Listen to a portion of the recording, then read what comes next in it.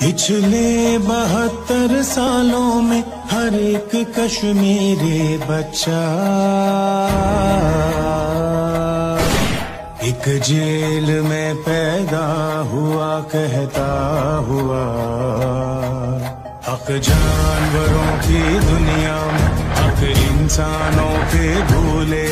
दुनिया वाले चुप बैठे हैं, जालिम की रस्सी खोले।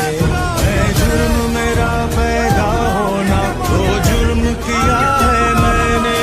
क्या जिंदगी मैंने जी होगी, बस जुल्म सहा